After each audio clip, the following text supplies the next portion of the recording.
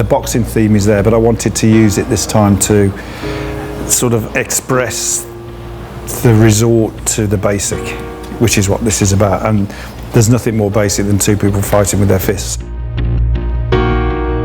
Riley's gym is one of the huge dresses for the art department. What they're great at is finding a location that has brilliant raw materials like the windows, the columns, the light, and then they just see the kind of next layer that's going to go on and kind of make the most of what's there by adding the rings, the flags, the details that really kind of sell the world. I got a concept done of that with myself scribbling and Jonathan, who I work with, finishing it off. And then really it's down to dressing it on the day and shooting it. When we looked at the old ambulance bay, which just has rows and rows and rows of doors in a big, long, blue-coloured room, we knew that we could see the shape of what could look like a pretty cool gym.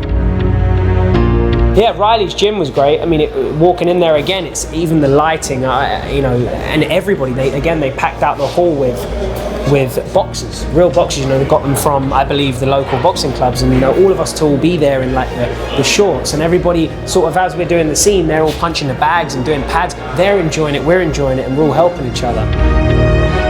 Never in a million years would I have thought that same mouthguard that I was in the middle of Stevenage, in the middle of nowhere, boxing somebody, that I'd be wearing that same mouthguard, on the set of Peaky bloody blindness, you know what I mean? So, it's great. Our boxing hall is kind of one of our big set pieces, and Stephen Daly and the locations team, as soon as they found Olympia, they knew that was the place, and they kind of took us all on the journey to see beyond the kind of down at heel boxing venue. We looked at quite a few locations, but when we walked into the old Olympia Theatre in Liverpool, we thought, how the hell can we make this work, because it's so big, but also we kind of have to make this work because it looks amazing. They packed out the hall with like however many hundred sort of supporting artists, so they're going crazy, we're having a fight, there's like fake blood on the canvas, do you know what I mean? It really does, you don't even have to do much. You're so in it and you're so taken away by it all, the acting's so natural, you feel like you're there. We came up with the idea of hanging very, very big flags on one side of the stage, and that meant that we could shoot into the crowd, what would be the crowd in the main auditorium, for just a few key shots, and they became a few CG key shots, so the crowd is all CG'd in. It meant we could concentrate on closer shots in and around the guys as they fight. When you've got that much energy in a room, and in a room that looks as good as it does, it's an instant, automatic focus. It's quite hard to keep your eyes off it, You don't really need to think about what you're doing, it just takes care of itself. The design was clever, the way we photographed it was clever. So I think in that respect, as and when we piece it together, I kind of hope it comes across as well as it felt on the day we were filming it. Honestly, up there in one of my most favourite filming days ever. All departments come together, you've got costume design, props, the essays, they've all come together today to create a really amazing atmosphere. It's always lovely to step on in character in your costume and then you become part of that set. So much of this show's success and why it works is, I think, the visual. The world that the Peakys exist in is almost like another character in this show. You have the Shelbys, but then you have their environment, and I think that's a big part of the show as a whole. And every time you step into it, it's like really sort of putting that, like an imaginary cloak, and you're inside this imaginary world. This is amazing. The fact they make it the same every year, this amazes me. It's a challenge to maintain the great look that the previous guys have done. At the same time, there's just a lot of stuff to cram in a short space of time. We've got a lot of sets to do, and I've got a great team working for me.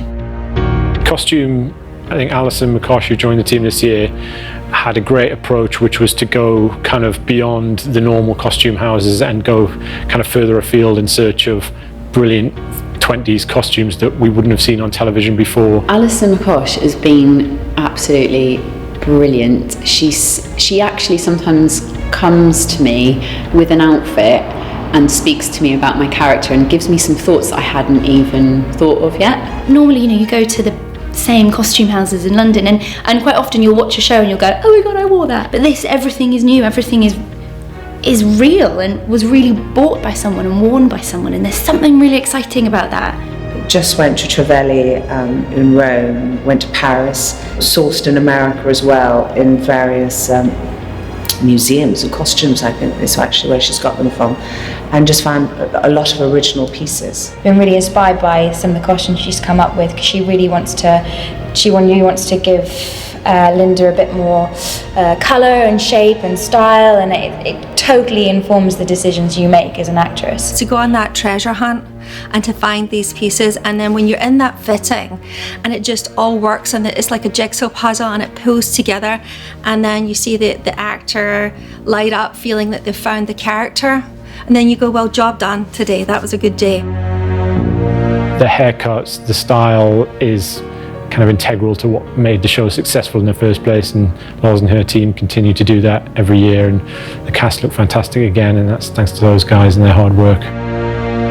When I first cut it in series 1, all the boys with their hats down and everyone's looking at them really weirdly, and then now I cut it. It's like a normal haircut. But it is great when you see all the boys in their outfits and they've got a Peaky cut, they look so sharp and lovely. There's people now buying suits like this. They're coming back in. I'm out sometimes having pints and they're all Peaky Blinder haircuts and Peaky Blinder suits, and that's great. It's a world. Stephen Knight was right. It's a new world, and I'm just delighted to be part of it. I'm very proud to be part of it.